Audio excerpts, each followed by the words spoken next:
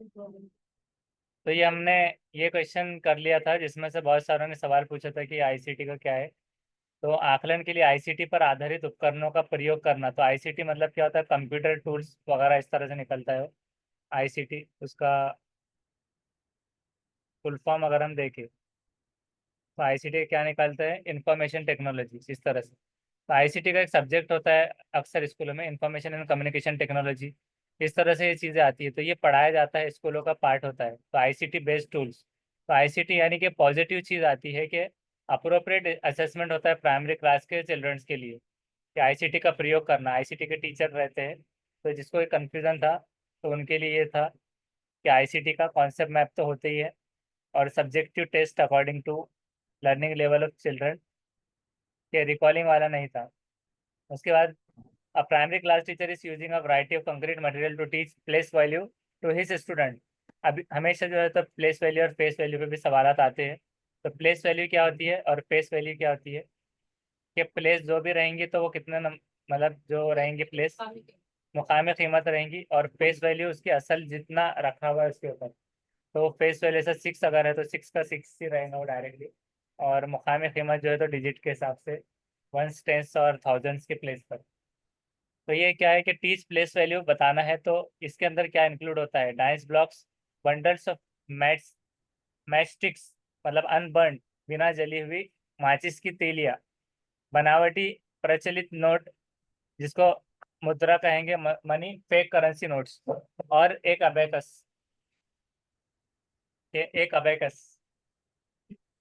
तो अबेकस वो कैलकुलेशन के लिए जो इस्तेमाल होता है वो वाला, माचिस की तीलियां। तो इसमें से कौन सा रिप्रेजेंट करता है appropriate classification of the concrete material, इसमें से कौन सा मुनासिब जो है तो जमात बंदी डी मटेरियल की। And abacus. उसके ऑप्शन इस तरह से, A and D are proportional material, और A and B are proportional material मतलब समानुपाती सामग्री। प्रोपोर्शनल मतलब क्या होता है उर्दू में, प्रोपोर्शनल मटेरियल समानुपाती है तो इसमें हो गया। और नॉन प्रोपोर्शनल असमान असमानुपाती सामग्री, असमानुपाती सामग्री। तो प्रोपोर्शनल का मतलब क्या होता है, A is proportional to B वगैरह, प्रोपोर्शनल जो होता है मुतनासिब, तनासुब से मुतनासिब।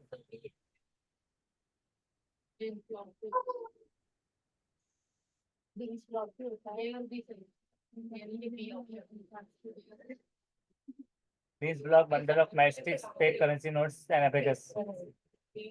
और किसके लिए, concrete material to teach place value.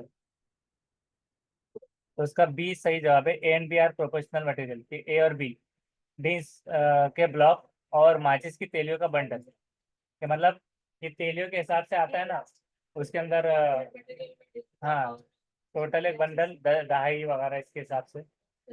हाँ एक दो तीन पाँच तक एक तीलियों का इस्तेमाल बताते हैं, फिर एक पूरा एक बॉक्स बताते हैं डायरेक्टली दहाई।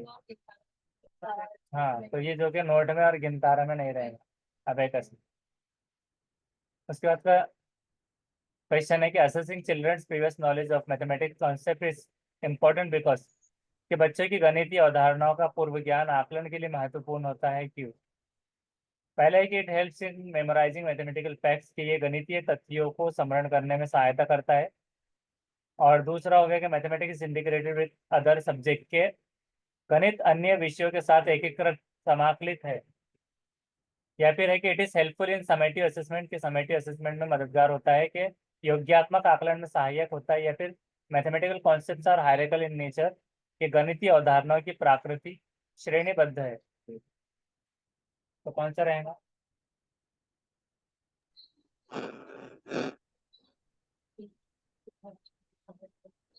Option D. Option D. Option B sir. Option B sir. B sir.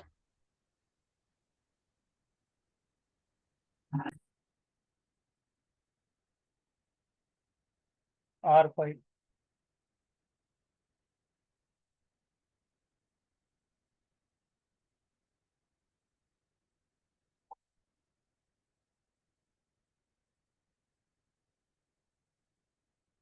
उसका है डी, ऑप्शन डी।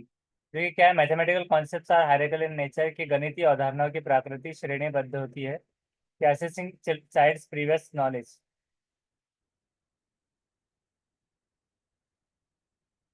कि क्या कह रहे हैं कि असेस करना चिल्ड्रन का previous knowledge of mathematical concept, ये इंपॉर्टेंट होता है क्योंकि ये मैथमेटिकल कॉन्सेप्ट हायरार्किकल होते हैं नेचर में।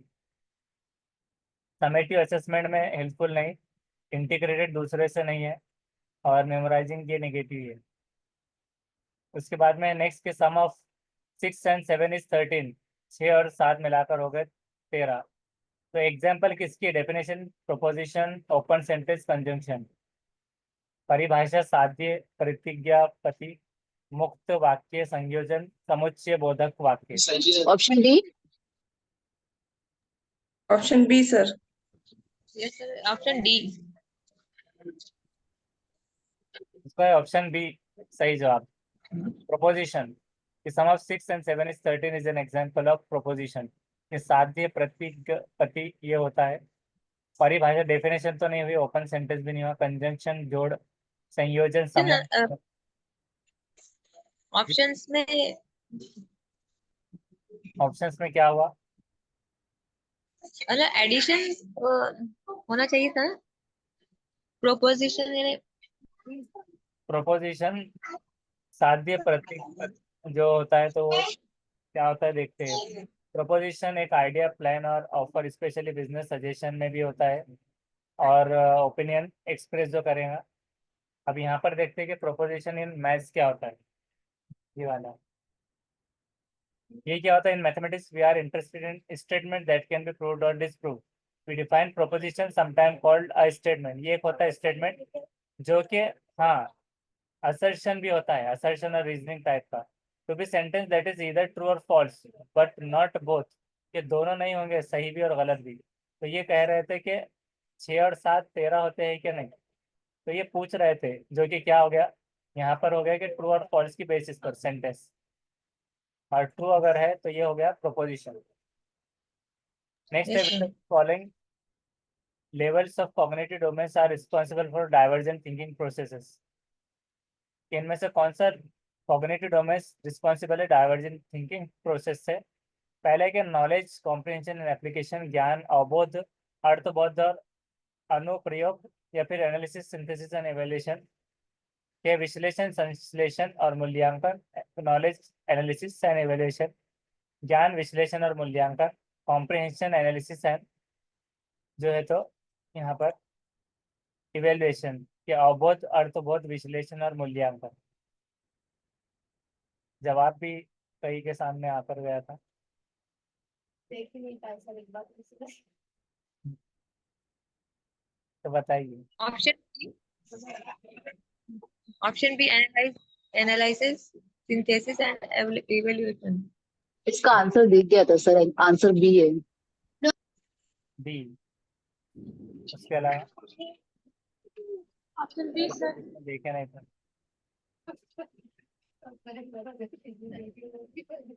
तो बी बिल्कुल सही जवाब है।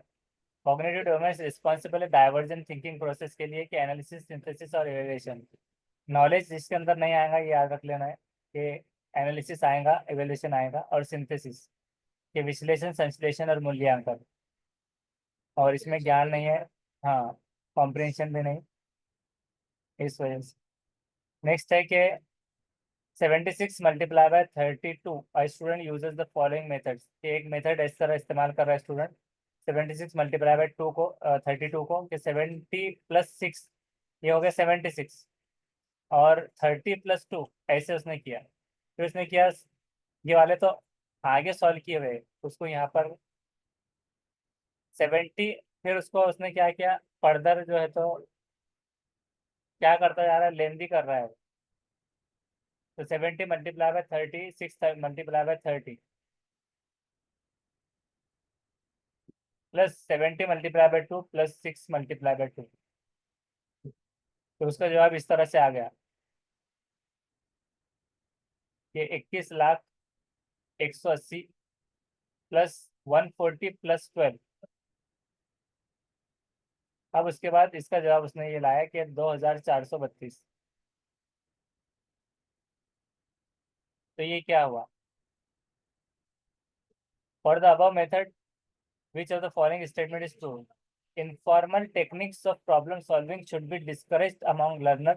कि इनफॉर्मल टेक्निक जो होती है अधिगमकर्ताओं में समस्या साधन की अनौपचारिक के गैर रस्मी टेक्निक को हतोत्साहित करना चाहिए, गैर रस्मी तस्वीर को निकाल लेना चाहिए।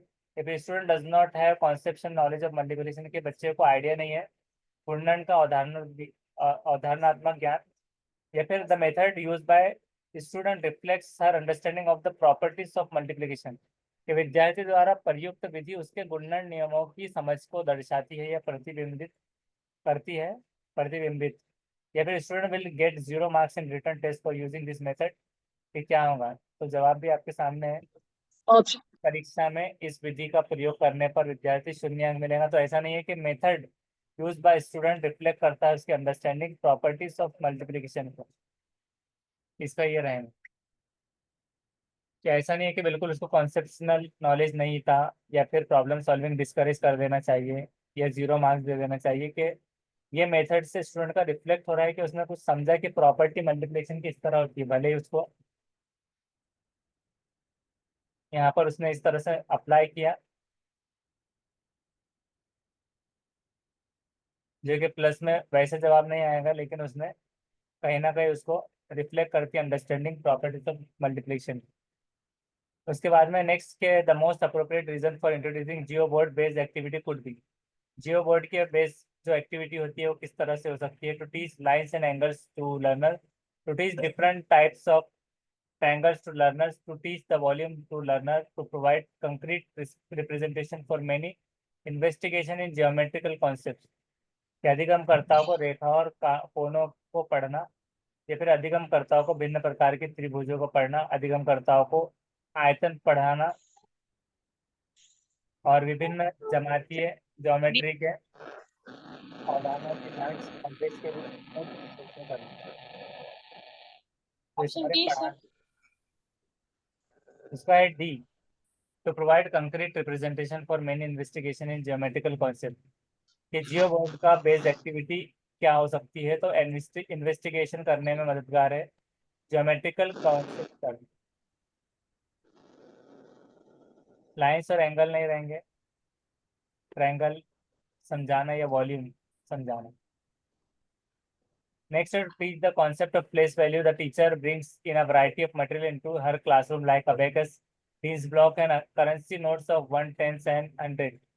Which principle of Dean's theory is the teacher referring in the above scenario?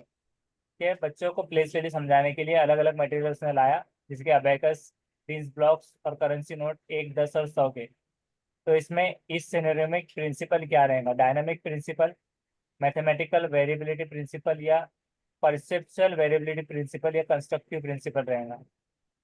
Tamir option D. Sir option A. Option D sir. दोनों भी नहीं है, उसका है परसेप्चुअल वेरिएबिलिटी प्रिंसिपल, बोधात्मक परिवर्तनशील नियम।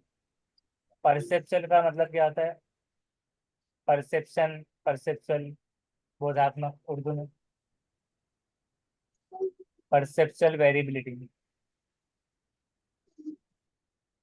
डायनामिक तो ये हो जाएगा कि अलग अलग मुख्तलिफ गतिक नियम। कंस्ट्रक्टिव तामीराती, कौन सा? इदराक मुतहर्रिक उसूल, इस तरह।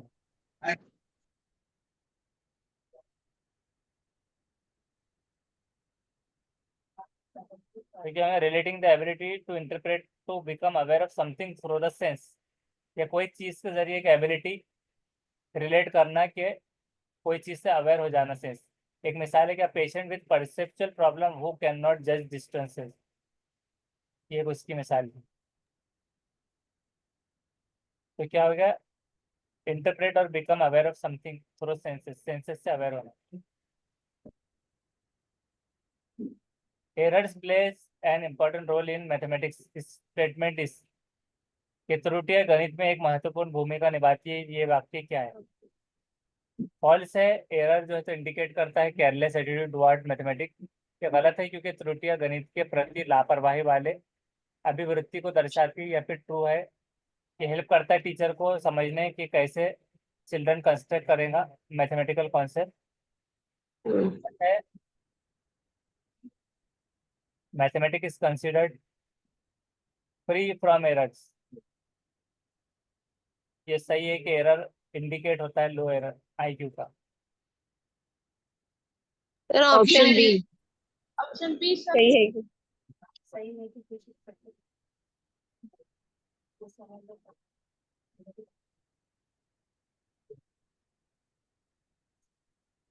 बी है या डी? उसका है बी बी। Sir B. ये सही है। They help teacher understand how children construct mathematical concept. ये एरर और ऐसा कर रही हूँ। रोल प्ले करती है मैथमेटिक्स में। ये सही है।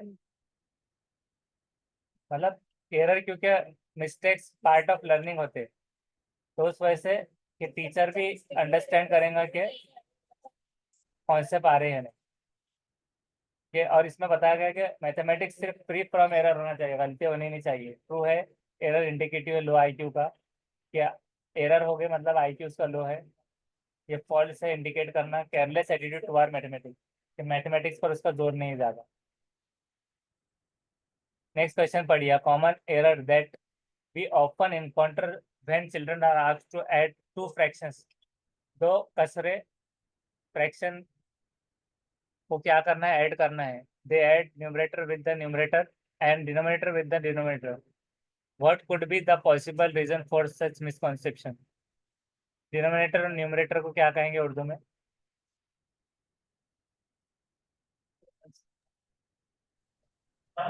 नसबनुमा शुमार कुनिंदा। सब नुमार शुमार को निंदा। छात्रों को जब दो भिन्न योग कार्य करने के लिए कहा जाता है तो तब बहुधा इस साधारण त्रुटि का सामान्य होता है कि वो अंश को अंश में जोड़ देते हैं। तो इस सवाल का समझ अब तो हो रहा ना पता हो गया उसकी बड़ी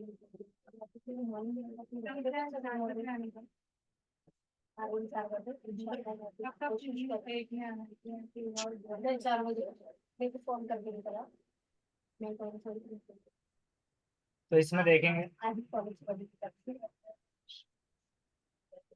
उसके option. Lack of conceptual understanding of the teacher, lack of attention student in the class, generalization of facts learned in addition being applied to fraction, non availability of teacher learning material. कि अध्यापक की संकल्पना समझ में कमी है, या फिर कक्षा में छात्रों को ध्यान में कमी है, ये योग में सीखे गए तथा तथ्यों का सामान्यकरण भिन्नों पर लागू करना, या फिर शिक्षण अधिगम सामग्री का सुलभता से नहीं हो पाना, प्राप्त हो पाना।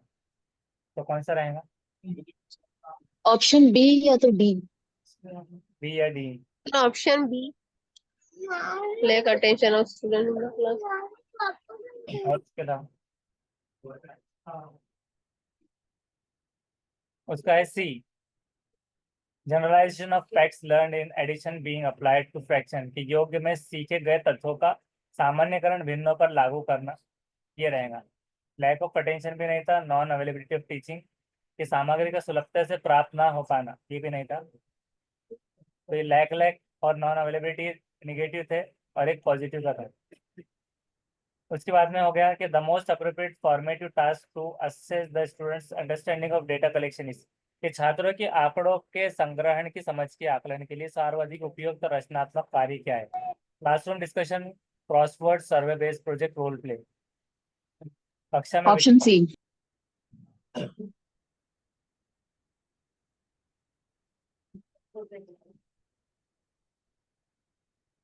भूमिका अभिनय।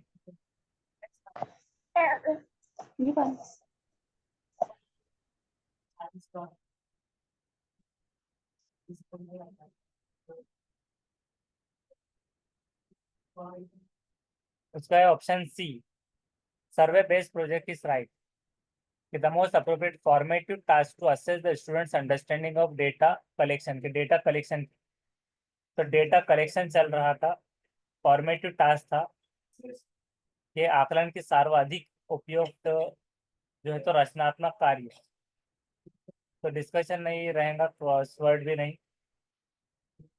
डेटा कलेक्शन में सर्वे बेस्ड प्रोजेक्ट पे वो हो जाएंगे, क्योंकि मैथ्स में है तो मैथ्स में ये एक्टिविटी ज़्यादा इंपॉर्टेंट रहेगी रोल प्ले से ज़्यादा, क्योंकि सर्वे में उनको जो प्रोजेक्ट रहेगा तो उसके थ्रू में वो अंडरस्टैंडिंग डेटा कलेक्शन की आएंगी, डेटा लेना जो कि सर्वे से हो पाएंगे, डेटा लेना कलेक्शन।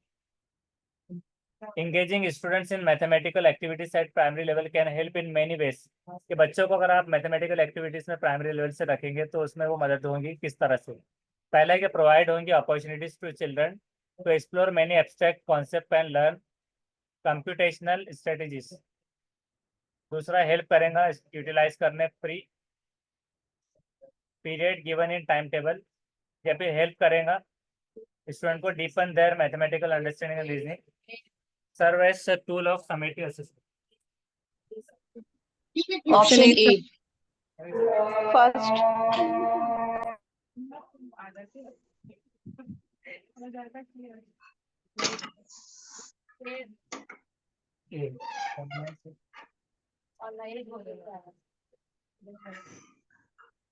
तो एंगेज करना एक्टिविटीज में, इसके जवाब ऑप्शन ही ऐसे हैं।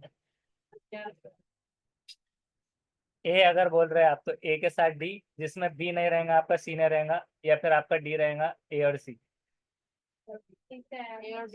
ऑप्शन डी हो जाएगा फिर, A and C. A and D. A and D. And C. A and D sir, option A. है डी ए एंड सी। ये है कि हेल्प करना deepen their mathematical understanding and reasoning, के इंगेज करना स्टूडेंट को मैथमेटिकल एक्टिविटीज में primary level से उनको हेल्प करेगा। यहीं पर हेल्प थी तो हेल्प से हेल्प होगा डीपन देयर मैथमेटिकल अंडरस्टैंडिंग, और प्रोवाइड करेगा opportunity to children to explore करने। एक्सप्लोरेशन ये पॉजिटिव होता है बहुत, many abstract concept and learn computational studies. ये हेल्प क्यों नहीं हुआ यूटिलाइज करने प्री पीरियड के, प्री जा रहा है पीरियड तो उसका इस्तेमाल हो जाएगा उसकी मदद। और लास्ट के serve as tool for summative assessment के, उनको साल के आखिर के लिए मतलब जजमेंट वे में आ गया समेटिव, तो इस वजह से हो गया ये, क्योंकि ड्यूरिंग में सिर्फ आगे की हेल्प के लिए रहेगा। तो डीपन देयर मैथमेटिकल अंडरस्टैंडिंग ये हो गया उसके लिए, और एब्स्ट्रैक्ट कॉन्सेप्ट। उसके बाद में नेक्स्ट क्वेश्चन कि geometry has been identified as one of the important areas of mathematics and should be an integrated part of primary mathematics. कि ज्योमेट्री क्या होता है उसको ऐसे देखा गया, शनाख्त की गई कि one of the important areas of mathematics और शुड बी इंटीग्रल पार्ट होना चाहिए कि प्राइमरी मैथमेटिक्स में। ये क्यों? क्योंकि all students get good mark in geometry as it is easy to understand, कि बहुत ईजी होता है समझने, इसलिए उसको गुड मार्क मिलने। या फिर ज्योमेट्री से एक्टिविटी ओरिएंटेड होता है, हेंस प्रोवाइडेड प्ले टाइम, कि एक्टिविटी ओरिएंटेड होता है उसकी वजह से खेल का वक्त मिल जाता है। या many famous mathematicians have contributed towards the development of geometry, के कई प्रसिद्ध गणितज्ञों ने ज्योमेट्री के विकास में सहयोग दिया इस वजह से। या फिर experience in geometry help in learning and visualizing mathematical ideas and concept that are useful in daily life. तो ये डी है उसका जो सबसे बड़ा, ऑप्शन के एक्सपीरियंस होना ज्योमेट्री हेल्प करेगा कि learning and visualizing mathematical ideas and concept that are useful in daily life, के अनुभव दैनिक जीवन में अधिगम और गणित के विचारों एवं अवधारणाओं के अधिगम और दृश्य क्रम में सहायता देता है। उसके बाद में नेक्स्ट के सुश्री श्रेया जो है तो एक प्राथमिक कक्षा की गणितीय अध्यापिका ने अपने शिक्षार्थियों को 2 अंकों वाले संख्याओं का योग पढ़ाने के लिए विविध विधियों का इस्तेमाल किया। कि क्या किया श्रेया ने, कि एक प्राइमरी क्लास की मैथमेटिक्स टीचर है जो कि यूज किया various method to teach addition of 2 digit number to her learners. इस तरह ये 23 + 46 6 और 3 9 2 4 6, इस तरह से सारे। और ये 23 + 46 था तो उसको उसने क्या किया, 20 को 3 किया अलग करके, जैसे ऊपर बच्चे ने किया था वैसे 20 + 40 किया जो कि 60 हो गया, और 60 में ये 6 to 9 69 एक्सपांडेड फॉर्म में करके। तो विच of the following statement is most appropriate for her pedagogy? She is focusing only on mathematical communication. She is offering her students as multiplicity of approaches in solving problems in mathematics. She is confusing the students with so many methods. She is wasting a lot of time in solving one problem. Sir, option Option B. B. sir. Option B. Option B सही जवाब है. She is offering her students as a multiplicity of approaches in solving mathematics problem. Next है in a game of marbles. Marble का game है. कंचों के खेल में रेनू ने लॉस किए 4 marbles. She is left with 7 marble. अब उसके पास 7 बचे. With how many marbles did she start with the game. The above question is an example of कि अगर वो मार्बल के गेम में रेनू ने लॉस कर दिए 4 मार्बल, जिसमें उसके बाद में बचे 7 मार्बल, तो उसके पास शुरू में कितने मार्बल थे. इस तरह के क्वेश्चन की मिसाल किसमें आएंगी. कंटेक्चुअल क्वेश्चन ऑन एडिशन के योग्य पर संदर्भ क्वेश्चन, ओपन एंडेड क्वेश्चन खुले सिर वाला, multiple choice question, contextual question on subtraction, बहुविकल्पीय. Option D. Sir, option B, open ended. Option B. उसके अलावा ये मैच चल रहा है. कंटेक्चुअल क्वेश्चन ऑन एडिशन संदर्भ. क्वेश्चन कि एक तरह से उसने पढ़कर बताया, मतलब बोलकर बताया, तो कंटेक्चुअल इस तरह से हो गया. उसको गिवन कंटेक्चुअल ले लिया. अब उसने पूरा कहकर बताया है, फिर सवाल कर रहे हैं. और ओपन एंडेड कैसे होता है कि उसमें लॉज मतलब मिस कर दिया जाता है, क्लोज एंडेड वगैरह उस टाइप के फिल इन द ब्लैंक्स वाले ज़्यादातर. और ओपन एंडेड में मल्टीपल क्वेश्चंस भी आते हैं, मल्टीपल आंसर्स. अब ये क्यों नहीं हुआ कॉन्टेक्चुअल क्वेश्चन ऑन सब्सट्रैक्शन, क्योंकि घटाने पर नहीं था, एडिशन पर था. इसमें स्टार्ट कितने मार्बल से किया था ना, तो एडिशन में आएगा ना सर. हाँ, तो ऐड हो जाएंगे. इसलिए. नेक्स्ट है कि हम where do we use sexagesimal system के शास्त्रिक पद्धति का उपयोग कहाँ पर करते हैं. इसका मतलब मीनिंग क्या निकलेगा.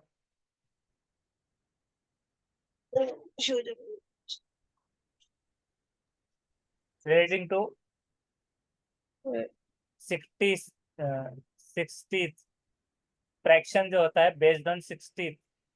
जैसे हेक्सा होता है, डेसिमल होता है, बाइनरी होता है. बाय मतलब 2, हेक्स मतलब 6 और हेक्सा डेसिमल 16. तो वैसे डेसिमल डेक मतलब 10. तो वैसे में 6 से हेक्सा डेसिमल इस तरह से हो जाएगा. तो ये सिस्टम शास्त्रिक 16 बेस इन सर, क्वांटिटी. उसको उर्दू में क्या बोलेंगे. सेक्सेशन तर्जुमा उसका. हाँ. इसमें डायरेक्ट नहीं है, वही सर. डायरेक्ट ऐसे 60वां 60 60वां. हाँ, 60वां. 60वां. और मतलब 16वां अगर रहता तो हेक्साडेसिमल. 60. हाँ.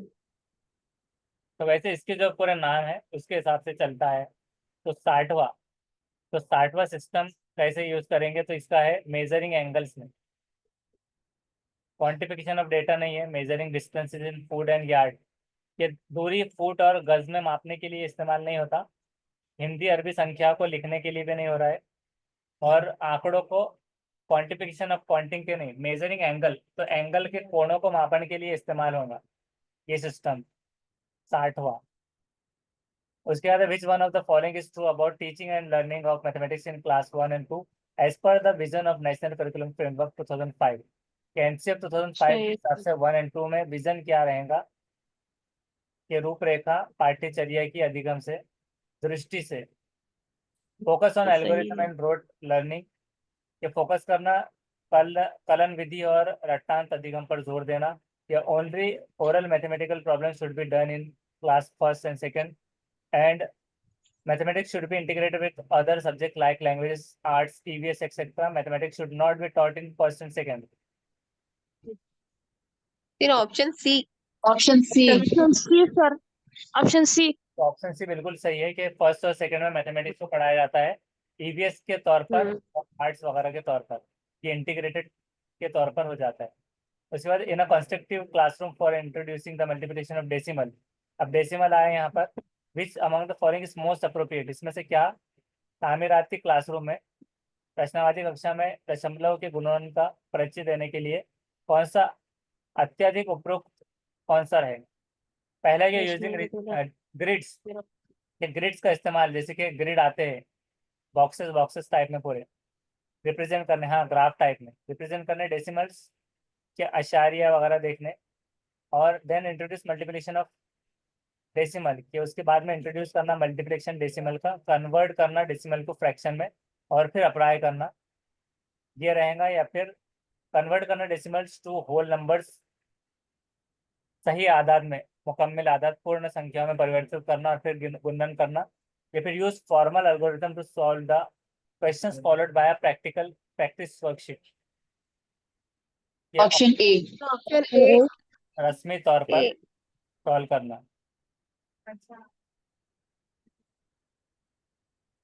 उसका ए बिल्कुल सही जवाब है, ए था ग्रिड्स का इस्तेमाल करना डेसिमल्स और इंट्रोड्यूस करना मल्टीप्लिकेशन ऑफ डेसिमल। तो ये multiplication of decimal, multiplication of decimal, conversion नहीं है।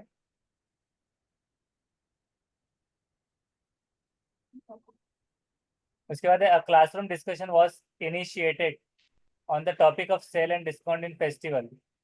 ये क्लासरूम में डिस्कशन हुआ जो कि इनिशिएटेड हुआ था टॉपिक पे सेल और discount in festival season. While teaching the concept of percentage, this type of discussion in classroom क्या करेगा? डिस्कशन जो हम इनिशिएट करेंगे प्रतिष्ठा की अवधारणा पढ़ते हुए कक्षा में विषय त्योहारों के मौसम में बिक्री और छूट पर विचार विमर्श प्रारंभ किया गया। कक्षा में इस प्रकार की चर्चा क्या कहलाएंगे? पहला ये हेल्प करेगा स्टूडेंट्स को इन्हांस करने their debating skills, helping the students to listen to each others opinion and encourage them to present their argument, thus improving their speaking skill. Must be avoided as it raises the noise level of the class and disturb other. इससे क्या हो जाएगा? Class disturb हो जाएंगी, तो इसको मत लीजिए। टॉपिक डिस्कशन वाला, और उसके बाद में हेल्प करेगा स्टूडेंट को कनेक्ट करने classroom mathematics with the real world, thus improving concepts। तो क्या रहेगा? Option option D D. Sir. D. और उसके अलावा कौन सा ऑप्शन? उसका है डी बिल्कुल सही, कि रियल वर्ल्ड से कनेक्ट करना ये हमेशा हर सब्जेक्ट में आता है, ये कि बच्चे की लाइफ को रियल वर्ल्ड से कनेक्ट करना इम्प्रूव करेगा कंसेप्शनल क्लैरिटी। ये नॉइज, ये तो नेगेटिव था, और ये क्यों नहीं हुआ? ये हेल्प करेगा लिसन करने, इनकरेज करेगा प्रेजेंट करने आर्ग्यूमेंट, आर्ग्यूमेंट उनके बहस मुबाहिसे के इम्प्रूव करने स्पीकिंग स्किल, तो स्पीकिंग स्किल नहीं चल रही, और helping the student to enhance their debating skill, तो ना डिबेटिंग स्किल है। तो उसका मकसद क्या है सेल और डिस्काउंट फेस्टिवल में? कि उनके रियल लाइफ वर्ल्ड से भी कनेक्ट करना कंसेप्शनल क्लैरिटी के लिए। Which of the following question would be the most appropriate to assess the mathematical thinking of the children? कि बच्चों के गणितीय चिंतन के आकलन के लिए निम्न प्रश्नों में से कौन सा अत्यंत उपयुक्त प्रश्न कौन सा है? तो पहला है कि सॉल्व करना 4.25 मल्टीप्लाई बाय 0.5, या फिर दूसरा है कि इफ अ फ्रूट कॉस्ट के एक फल की कॉस्ट अगर 4.25 पर किलोग्राम है तो हाउ मच वुड यू पे फॉर 0.5, आधा किलो के आप कितने पैसे लेकर आएंगे? If 4.25 is multiplied by a number between 0 and 1, कि अगर इसको मल्टीप्लाई किया है 0 या 1 से तो प्रोडक्ट लेस देन और ग्रेटर देन 4.25 आएगा, और अगर जो भी आएगा तो एक्सप्लेन कीजिए क्यों आएगा। उसके बाद एक्सप्लेन करना the standard algorithm of multiplying 4.25 and 0.5, explain करना स्टैंडर्ड एल्गोरिथम क्या आती है इसकी। तो इसका आ जाएगा कि ऑप्शन सी सर। क्यों आएगा कि अप्रोप्रिएट असेस करना मैथमेटिकल थिंकिंग, तो ये क्यों नहीं आया? तो सॉल्व करो कि ये सिंपली वे में ख़त्म हो जाएगा। और ये क्यों नहीं आया कि आप कितने पे करेंगे? सबका जवाब एक आएगा एक हिसाब से। तो ये डाइवर्जेंट थिंकिंग वाला भी क्रिटिकल थिंकिंग वाला सवाल आ गया कि मोस्ट अप्रोप्रिएट कह दिया गया। तो वो क्रिएटिव थिंकिंग में क्या आएगा कि एक्सप्लेन भाई, ऐसे जो सवाल आते ईवीएस हर किसी में दूसरे सब्जेक्ट्स में भी, तो उसका होता है वो कि थिंकिंग। हाँ डायरेक्टली डाइवर्जेंट थिंकिंग बेस्ड कि क्यों आएगा, तो सबके एक्सप्लेनेशन अलग हो जाएगा। उसके बाद में है नेक्स्ट कि which of the following activity teacher can use for class second children to teach about the subtraction of one digit number? इनमें से कौन सी गतिविधि एक शिक्षिका कक्षा 2 के बच्चों को एक अंकीय संख्याओं के व्याकरण पढ़ाने के लिए उपयोग कर सकती है। तो पहला है कि ड्रॉ करो 6 dot and encircle 2 among them. उसके बाद क्या करो, 2 बिंदुओं पर गोला बना देना है। फिर मतलब 6 बिंदु बनाए, 6 नुक्ते बनाए और उसमें से 2 बिंदुओं पर गोला बना देना है।